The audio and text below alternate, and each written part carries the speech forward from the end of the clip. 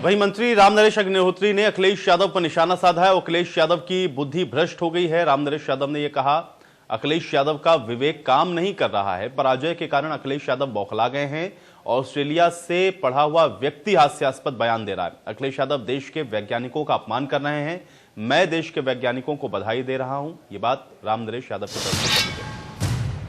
देश को जिस पल की खुशी का इंतजार था, आखिरकार वो खुशियां देश में आज की डेट में आ चुकी हैं। और हम बात कर रहे हैं कोरोना वैक्सीन को, जिसको आज मंजूरी दे दी गई है। हालांकि इसमें कई प्रकार की भ्रांतियां फैली हैं और इन भ्रांतियों की बात करें तो कई प्रकार के आरोप भी लग रहे हैं कि कहीं ये कहा जा रहा है कि इसमें गाय का खून है, कहीं सुअर की चर्बी। इसको लेके वाद और विवाद भी चल रहे हैं। लेकिन सबसे खुशी की बात इस बात यही है कि आखिरकार वैज्ञानिकों और डॉक्टरों की जो मेहनत है वो रंग लाई है। और हमारे साथ उत्तर प्रदेश के आबकारी मंत्री जो माननीय श्री रामनरेश अग्निहोत्री जी मौजूद हैं। सर, बड़ी उपलब्धि सरकार की कही जाएगी और इसको यदि देखें तो आज की दिन का ये बड़ा शुभ कहा जाएगा, क्योंकि कोरोना को वैक्सीन को मंजूरी मिल गई है। लेकिन विवाद की बात करें तो आप ही के जो जनपद के जो सांसद हैं, उनके पुत्र अखिलेश यादव ने कहा है कि आखिरकार वैक्सीनेशन हम नहीं कराएंगे। सबसे पहले तो मैं देशवासियों को, प्रदेशवासियों को नव वर्ष की हार्दिक शुभकामनाएं देता हूं। प्रभु से प्रार्थना करता हूं कि देशवासियों का ये 2021 मंगलमय हो, सभी सुखी रहें, संपन्न रहें और स्वस्थ रहें। दूसरी बात जो आपने कहा है वैक्सीन के बारे में, ये बहुत सराहनीय कार्य हुआ है। मैं देश के वैज्ञानिकों को बधाई देता हूं। अपने माननीय लोकप्रिय प्रधानमंत्री माननीय नरेंद्र मोदी जी का आभार व्यक्त करता हूं कि उन्होंने पूरा वैज्ञानिकों का सहयोग करते हुए भारत सरकार ने और ये वैक्सीन तैयार हुई है। जो कोरोना महामारी है उससे पूरा विश्व जूझ रहा है, हमारा देश भी उससे प्रभावित है।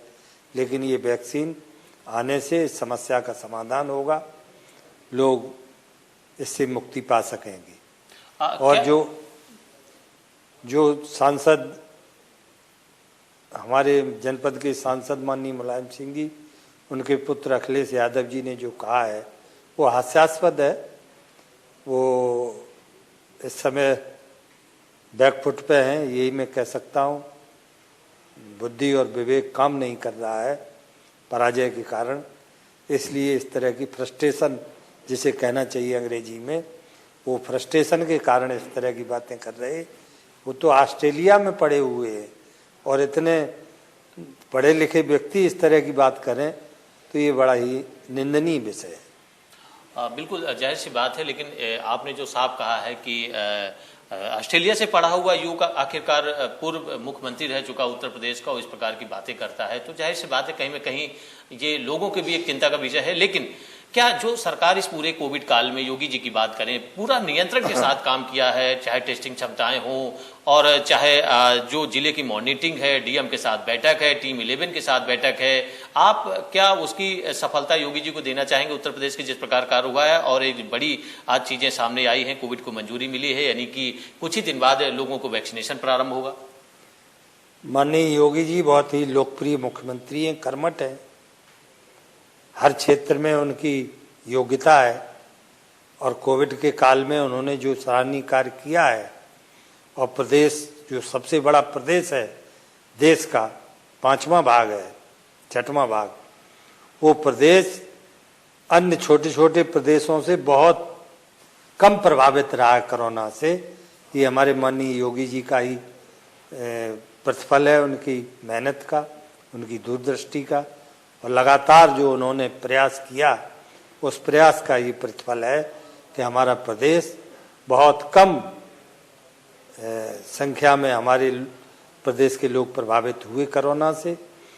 और पूरे देश के जो छोटे छोटे प्रदेश हैं उनमें देखते हुए, उनकी तुलना में देखते हुए प्रदेश ने बड़ी सफलता इसमें प्राप्त की है।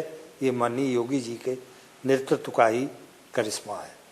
बिल्कुल उत्तर प्रदेश की बात करें तो उत्तर प्रदेश में जिस प्रकार से योगी आदित्यनाथ की जो टीम रही है, टीम 11 रही है, उसके साथ जो बैठकें रही हैं, तो ये कहा जा सकता है कि चूंकि उत्तर प्रदेश एक बड़ा राज्य है और उस राज्य की यदि हकीकत समझे तो उस राज्य पे जिस प्रकार से कोरोना ने दस्तक दी थी उसको मॉनिटरिंग करना बड़ा मुश्किल था। लेकिन फिलहाल जो सरकार के निर्णय रहे, बड़े कदम रहे, उनका ही असर है कि नियंत्रण पे कोरोना आया और टेस्टिंग क्षमताएं बढ़ाई गई। लेकिन आज की यदि बात करें वो बड़ा सुखद है कि यदि जो कोरोना वैक्सीन है उसको मंजूरी दे दी गई है, यानी उत्तर प्रदेशवासी जो लोग कोविन पोर्टल में सूचीबद्ध हैं उनको जल्द से जल्द कोरोना वैक्सीन लगाई जाएगी। उसके लिए कोल्ड चेन मुख्यालयों पे रिहर्सल हो चुका है, ड्राई रन की जो रिहर्सल है वो भी कर लिया गया है। अब सिर्फ और सिर्फ लोगों को जो बेचैनी से इंतजार था कोरोना वैक्सीन का वो जल्द आने वाली है।